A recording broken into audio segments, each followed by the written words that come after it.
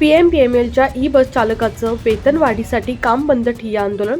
पिंपरी चिंचवड शहरातील निगडी ई बस डेपोमधील पीएमपीएमएलच्या कंत्राटी वाहन चालकांनी आज सकाळपासून बेमुदत काम बंद ठिय्या आंदोलन सुरू केलंय. पगारवाढ करण्यात यावी या मागणीसाठी निगडीत डेपोतील इलेक्ट्रिक बस चालकांनी अचानक काम बंद आंदोलन सुरू केले. पीएमपीएमएलचं टाइम ट्रॅव्हल हा कंत्राटी ठेकेदार कामगारांना अत्यंत कमी वेतन देत आहे. त्यामुळे वाहन चालकांनी हे कामबंद आंदोलन सुरू केले. पीएमपीएमएलच्या कंत्राटी वाहन चालकांना प्रत्येक दिवशी 650 रुपये ऐवजी 850 रुपये इतकी वेतन वाढ देण्यात यावी या मागणीसाठी कंत्राटी वाहन चालकांनी हे आंदोलन सुरू केलं आहे.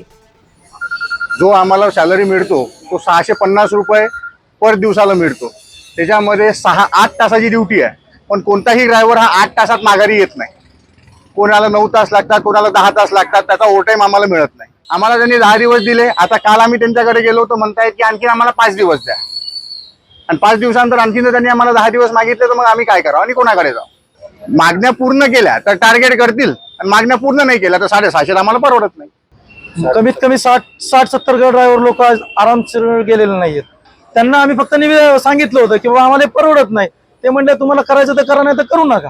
जोपर्यंत आमच्या कॉन्ट्रॅक्टरवरनं कळत नाही तोपर्यंत रुजू होणार नाही. आम्ही जी अपेक्षा ठेवली तीच नाही, मग आमची अपेक्षा भंग झाली ना थोडक्यात.